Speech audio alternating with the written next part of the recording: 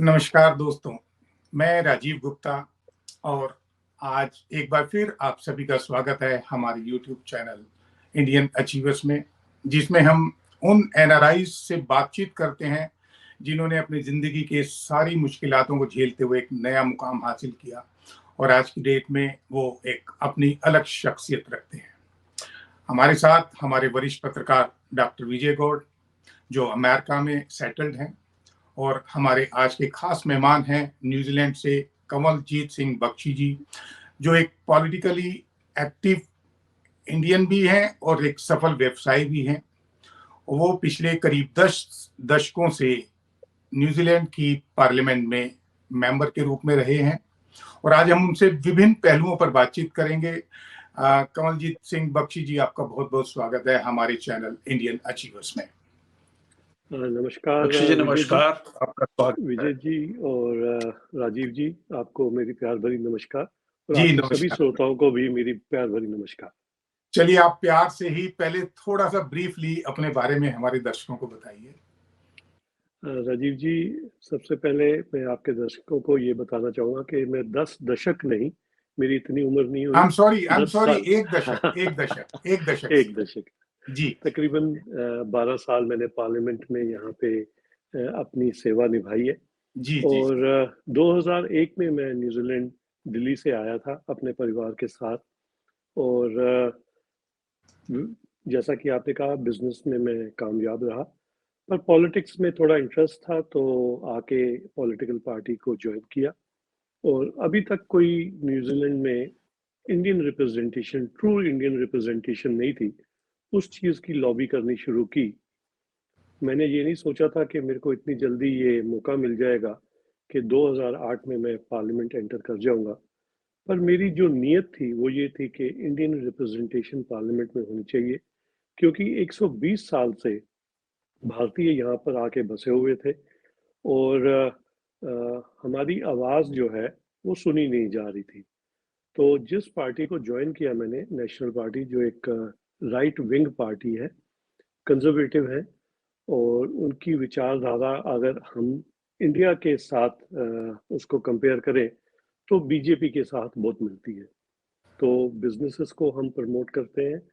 हम ये सोचते हैं कि अगर बिजनेस तरक्की करेगा तो मुल्क ऑटोमेटिकली तरक्की करेगा। मेरे 2 बेटे हैं, दोनों कामयाब हैं। बड़ा बेटा जो है वो कमर्शियल प्रॉपर्टी में है। छोटा बेटा जो है वो कमर्शियल पायलट था कैथे पैसिफिक में। पेंडेमिक आने के पहले वो उनके साथ फ्लाई कर रहा था, बट अभी वो थोड़ा रिडंडेंट हो गया तो वापस न्यूजीलैंड में आ गया। उससे पहले वो हांगकांग में बेस्ड था। तो ये एक ब्रीफ मेरी फैमिली और मेरी अपनी जर्नी न्यूजीलैंड में रही। अगर आपका कोई सवाल हो तो मैं उसका उत्तर देने के लिए जी तैयार जी जी जी जी। तो बख्शी जी, आपका तो दिल्ली में बड़ा वेल एस्टेब्लिश्ड बिजनेस था, तो फिर क्या कारण रहा विदेश में आके बसने का? विजय जी, ये काफी कठिन सवाल है जिसका उत्तर मैं आज तक खुद नहीं ढूंढ पाया। पर असल में बात ये थी कि मेरा ये मानना है कि जो दाना पानी है वो बंदे को लेके आता है। फैमिली अच्छी तरह सेटल्ड थी, पर बच्चों की पढ़ाई के लिए मेरे को लगता था कि उच्च शिक्षा के लिए इनको ओवरसीज लेके जाना जरूरी है। ओरिजिनल प्लान के मुताबिक हम यहाँ पे आए थे कि परमानेंट रेजिडेंसी लेने के बाद वापस चले जाएंगे। पर जैसा मैंने कहा कि कुदरत को ये मंजूर था कि मैं यहाँ पे रहूं और भारतीयों को रिप्रेजेंट करूं पार्लियामेंट में, तो ये सिलसिला बनता गया। ओके डॉक्टर साहब, बख्शी जी, हमने थोड़ा सा ये महसूस किया आपके बारे में, जब कुछ जानना चाहा हमने तो ये लगा कि आपको न्यूजीलैंड में रेसिज्म लगता है, और क्या आपको सच में लगता है और आपको इसका सामना करना पड़ा, और इसको आपने कैसे टैकल किया? देखिए, जहाँ तक रेसिज्म की बात है, मैं इस चीज़ से सहमत नहीं हूँ कि बहुत ज़्यादा रेसिज्म है। हम इसको इग्नोर भी नहीं कर सकते, पर ओवरऑल जो कीवीज हैं उनकी एक पॉलिसी है, ओपन आर्म पॉलिसी। उन्होंने माइग्रेंट्स को हमेशा वेलकम किया है। और ख़ास तौर पे जो हमारी पार्टी है, नेशनल पार्टी, हमारा ये सोचना है कि जब तक माइग्रेंट्स इस कंट्री में नहीं आएंगे, न्यूजीलैंड में नहीं आएंगे, न्यूजीलैंड तरक्की नहीं कर सकता। आप किसी भी एरिया में देख लीजिए, माइग्रेंट्स जो है वो अपनी एक छाप छोड़ गए हैं। मैं आपको थोड़ा सा पीछे लेके जाना चाहूँगा कि जब शुरू में इंडियंस यहाँ पे पहुँचे, तो यहाँ पे बहुत सारा इलाका जो था वो बुशेस से कवर था, वाइकाटो का एरिया। तो वहाँ पे जो क्लीन अप है उसमें इंडियंस की काफ़ी कंट्रीब्यूशन रही, काफ़ी मेहनत की उन्होंने, अपना पसीना और खून यहाँ पे दिया और उस एरिया को उपजाऊ बनाया। आज की डेट में न्यूजीलैंड की जो इंटरनेशनल छवि है वो डेयरी प्रोडक्ट्स में है, और वाइकाटो का एरिया जो है उसमें जितने भी डेयरी फार्म्स हैं वो सब बुशेस हुआ करते थे, जिनको क्लीन अप करके हमारे भारतीयों ने वहाँ पे एक ऐसी स्था तैयार करी जहाँ पे गाय भैंस जो है नेचुरल वे में चारा जो है वो खाती हैं और एक ग्रास फेड प्रोडक्ट जो है वो प्रोड्यूस करती हैं। तो ओके। उसके अलावा अगर आप देखें तो आज की डेट में जो गवर्नर जनरल हैं रह चुके हैं, आनंद सत्यानंद, वो भी भारतीय मूल के रह चुके हैं। यहाँ पे जजेस भी रह चुके हैं, पुलिस में भी काफ़ी ऊंचे पदों पर भारतीय मूल के लोग हैं। तो मैं समझता हूँ कि माइग्रेंट्स जो हैं उन्होंने आके यहाँ पे बहुत कंट्रीब्यूट किया, और उनको जो न्यूजीलैंडर्स ने उन्होंने वेलकम किया। पर छोटा मोटा कोई अगर इंसिडेंट हो जाता है उसको मैं मेजर इंसिडेंट नहीं कहूँगा, पर हर जगह पे जैसे कहते हैं पांचों उंगलियां एक बराबर नहीं होती हैं, कोई ना कोई बेवकूफ कई बार टकर जाता है। नहीं तो आपको हुआ कभी इससे रूबरू होना पड़ा? आ, जब 9/11 का इंसिडेंट हुआ था उस टाइम पे, क्योंकि बहुत सारे लोगों को, खास तौर पे साउथ आइलैंड के जो लोग हैं उनको मुस्लिम और सिखों में फ़र्क मालूम नहीं था। तो एक दो दफ़ा कईयों ने मेरे को कमेंट किया कि Muslim you go back, Osama you go back, पर उनको ये नहीं मालूम था कि मैं एक सिख हूँ। एक जो यंगस्टर था जो मेरे बहुत करीब था, उसको रोक कर मैंने समझाया कि I am not a Muslim, I am a Sikh, और उसके बाद उसने अपॉलॉजी की और चला गया। ओके। बख्शी जी, आप तो इस पे बिजनेस में भी हैं, तो मेरा एक सवाल है, छोटा सा मेरे मन में है कि अब जिस तरह से अमेरिका और चाइना के रिलेशंस और ऑस्ट्रेलिया और चाइना के रिलेशंस थोड़ा सा बदलते जा रही हैं, तो आपको लगता है उसका आने वाले दिनों में अगर कोई इस तरह की टेंशन बढ़ती है, वॉर होती है या कुछ होता है, तो उसका प्रभाव न्यूजीलैंड के बिजनेस पे पड़ेगा? और क्योंकि आपका बहुत बड़ा, मैं देख रहा था, बहुत बड़ा एक्सपोर्ट चाइना को जा रहा है। बिल्कुल विजय जी, एक ये, क्योंकि मैं भारतीय मूल का हूँ, मेरा एक शुरू से ही ये इच्छा रही है कि भारत और न्यूजीलैंड के जो संबंध हैं वो स्ट्रांग होने चाहिए, और ख़ास तौर पे ट्रेड में और ज़्यादा हमारी आपस में कोऑपरेशन होनी चाहिए। जी। मैं अपने आप को समझता हूँ कि मैं एक ब्रिज हूँ, क्योंकि मैं दोनों साइड के पॉलिटिशियंस को जानता हूँ, और इसी कारणवश जब हम सरकार में थे उस समय तब के प्रधानमंत्री राइट ऑनरेबल जॉन की के साथ 2 दफ़ा हमने इंडिया विजिट किया ऑफिशियली, और हमारी कोशिश थी कि एक फ्री ट्रेड एग्रीमेंट जो है वो किया जाए। यहाँ पे मैं एक चीज़ क्लैरिफाई करना चाहूँगा कि चाइना ने जो सबसे पहला free trade agreement western country के साथ किया वो न्यूजीलैंड थी। उसी कारणवश हमने देखा कि जो ट्रेड तकरीबन $3 बिलियन का था, बढ़ के अब वो $30 बिलियन तक पहुंच चुका है, और जी। उसके अलावा कई चीज़ों का बेनिफिट चाइना भी उठा रहा है। तो सेम पैटर्न पे मैं चाहता था कि इंडिया का भी एक फ्री ट्रेड एग्रीमेंट होना चाहिए, और जिसे अंग्रेजी की एक कहावत कहते हैं ना कि spread out your eggs in different baskets, वही चीज़ राइट। जो है लागू होती है अगर हम इंडिया के साथ फ्री ट्रेड करते हैं या ट्रेड बढ़ाते हैं। तो हमारे जो एग्स है वो डिफरेंट बास्केट्स में स्प्रेड आउट हो जाएंगे, और क्योंकि हमें मालूम है जिस रफ्तार से इंडिया की तरक्की हो रही है, जिस रफ्तार से जो मिडिल क्लास एफ्लुएंट बनती जा रही है, उनको क्वालिटी प्रोडक्ट चाहिए, और न्यूजीलैंड वो प्रोवाइड कर सकता है। और उसके अलावा कई ऐसी चीज़ें हैं जिसमें न्यूजीलैंड जो है वो भारत के लिए काफ़ी मददगार हो सकता है। मैं एक एग्जांपल देना चाहूँगा कि 1950 के लगभग महाराष्ट्र में एक डेयरी स्कूल शुरू करने में न्यूजीलैंड ने मदद की थी। डेयरी जी में हमारी बहुत अच्छी उपलब्धि है। जो डॉक्टर कुरियन, जिनको father of Indian dairy Amul के जिन्होंने एस्टेब्लिश किया था, वो भी न्यूजीलैंड आके यहाँ से जी आइडिया लेके गए थे कि किस प्रकार से डेयरी को वहाँ पे प्रमोट किया जा सकता है। तभी हम देख रहे हैं कि गुजरात में किस प्रकार से जो कोऑपरेटिव काइंड ऑफ एक सिस्टम है वो शुरू किया गया। सेम तरीके में न्यूजीलैंड में भी इसी प्रकार से फोंटेरा एक कंपनी है जो डेयरी फार्मर्स के साथ डायरेक्ट डील करती है। तो मैं समझता हूँ कि बहुत सारे क्षेत्र हैं जहाँ पे न्यूजीलैंड और भारत का कोऑपरेशन हो सकता है और ट्रेड बढ़ सकता है। अगर ये होगा उसमें न्यूजीलैंड की स्टेबिलिटी और बढ़ेगी। ओके बख्शी जी, जी अगर हम बात करें भारत, कनाडा, अमेरिका की, तो हाल ही में कुछ घटनाएं ऐसी हुई हैं जिससे लगता है कि खालिस्तानी मूवमेंट दोबारा जन्म ले रही है। क्या आपको लगता है कि ये एक एक्टिव पॉलिटिशियन होने के नाते आप इसको मानते हैं कि ऐसा हो रहा है, और इसके न्यूजीलैंड और ऑस्ट्रेलिया में भी क्या असर दिख रहा है? देखिए, मैं इस चीज़ से बिल्कुल भी सहमत नहीं हूँ कि मूवमेंट दोबारा से जोर ले रही है। ओवरऑल छोटे मोटे कुछ ना कुछ इंसिडेंट जो है उसको इतना हाईलाइट हमें करने की ज़रूरत नहीं है।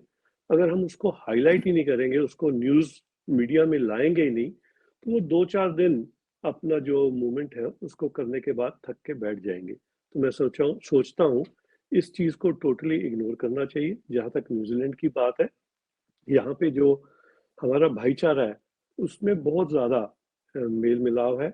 हम एक दूसरे के इवेंट्स पे आते जाते हैं और इसी कारणवश हमने पिछले दिनों में एक मीटिंग भी की जहाँ पे सद्भावना को बनाए रखने के लिए हर किसी ने सहमति पर अपनी शो की है। तो मैं समझता हूँ यहाँ पे ऐसा कोई इंसिडेंट होने के चांसेस बहुत कम है। बख्शी जी, आपको क्या लगता है लॉन्ग टर्म में भारत में इस समस्या का क्या समाधान है? परिवार के स्तर पे हिंदुओं और सिखों में आज से नहीं, मतलब सदियों से, पिछले 500 साल से हम एक ही हैं। कोई कोई अंतर है नहीं, पर फिर भी थोड़े थोड़े समय में ये समस्या सिर उठाती है। तो आपकी नजर में क्या सॉल्यूशन है इसका परमानेंट?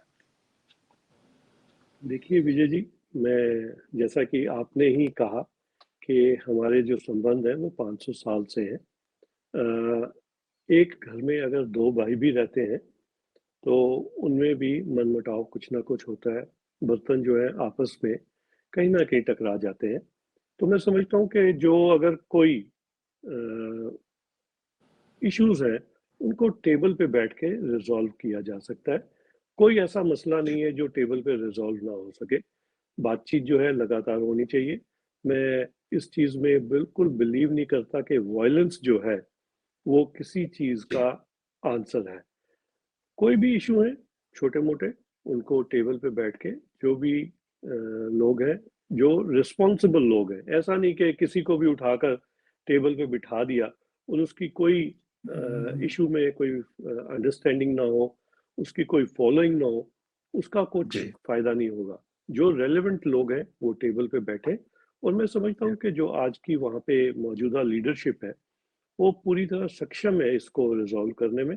और मैं चाहूँगा, क्योंकि जिस प्रकार से प्राइम मिनिस्टर मोदी ने पिछले दिनों में सिखों के साथ अपने जो संबंध है उनको जी लोगों के सामने पेश किया, उभारा, मैं उससे ये समझता हूँ कि इससे अच्छी लीडरशिप आज तक हमें नहीं मिली जो इस इशू को रिजॉल्व कर सके। ठीक है बख्शी जी, अगर हम बात करें भारत और न्यूजीलैंड की, और आपने अभी एक बात बोली कि भारत का मिडिल क्लास काफी एफ्लुएंट बन रहा है और भारत से लाखों बच्चे विदेशों में पढ़ने जाना चाहते हैं, लेकिन उनकी पहली पसंद जो है कनाडा, अमेरिका और ऑस्ट्रेलिया या कह लो यूके होती है। उसके बाद न्यूजीलैंड का नंबर आता है। न्यूजीलैंड अपने आप में एक बहुत ही खूबसूरत देश है, लेकिन न्यूजीलैंड इतनी देर में इतने पीछे क्यों आता है? इसके लिए कुछ आप कर रहे हैं एज एन एक्टिव पॉलिटिशियन? देखिए राजीव जी, अगर आप किसी भी भारतीय से बात करेंगे ग्राउंड लेवल पे, उनका ड्रीम यही होता है हम यूरोप जाएं या अमेरिका जाएं। जी। न्यूजीलैंड जो है एक काफी दूर है। दूसरा, हमारी डायरेक्ट फ्लाइट नहीं है अभी तक। ये भी एक बहुत बड़ी अड़चन है जिसके लिए मैं बहुत देर से लॉबी कर रहा हूँ। दोनों तरफ मैंने इस चीज को उठाया है जब भी मैं मौका मिलता है कि एक डायरेक्ट फ्लाइट होनी चाहिए। ये तो आप शायद आपने अगर प्रवासी भारतीय दिवस में भी उठाया था इस मुद्दे को, जब आपको बिल्कुल सम्मान मिला था। बिल्कुल, मैंने तब जी। भी ये चीज कही थी और अभी भी इस चीज को मैं बिलीव करता हूँ कि अगर डायरेक्ट फ्लाइट हो जाती है तो हमारा टूरिज्म बढ़ेगा, स्टूडेंट्स का आना जाना बढ़ेगा और कई और चीजें जो है वो हम एक्सपोर्ट भी कर सकेंगे जब डायरेक्ट फ्लाइट होगी। तो ये एक बहुत बड़ा जी, मुद्दा है। और न्यूजीलैंड एक बहुत छोटी कंट्री है कंपैरेटिवली। अगर हम अमेरिका से कंपेयर करें, ऑस्ट्रेलिया से भी कंपेयर करें, हम उनसे बहुत छोटे हैं।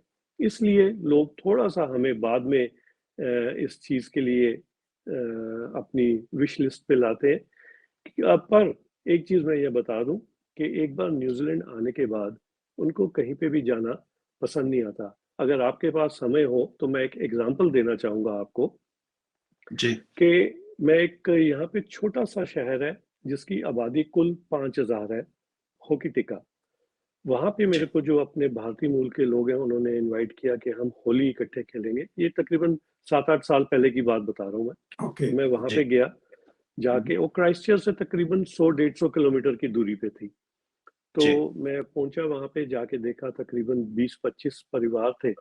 तो मैंने उनसे, और वहां पे एक डेयरी प्लांट है जहाँ पे वो सारे काम करते थे।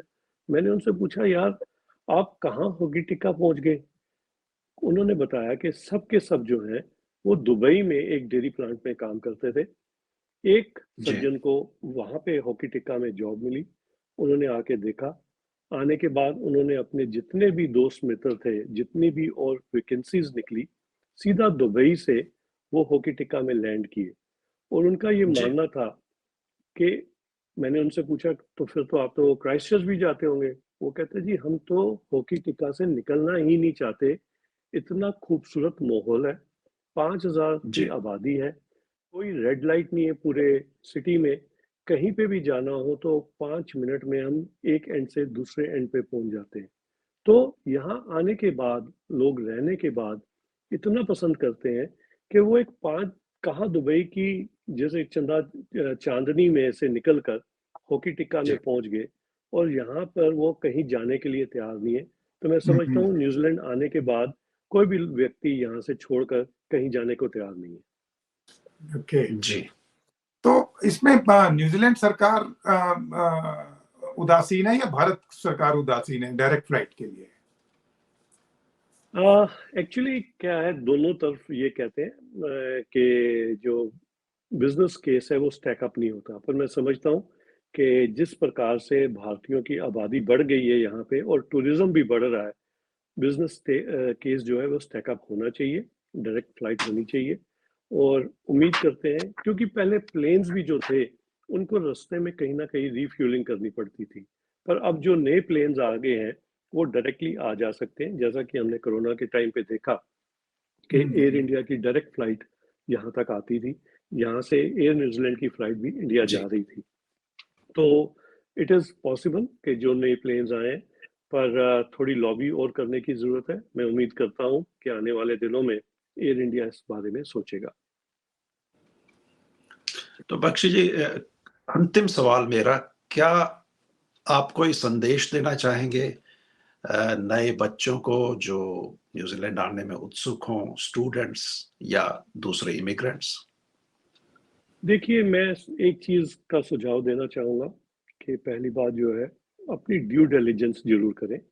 आपका किस दिशा में आपकी प्रवृत्ति है, आप क्या बनना चाहते हैं, तो आप अपने आप को उस तरीके से प्रिपेयर करके आए।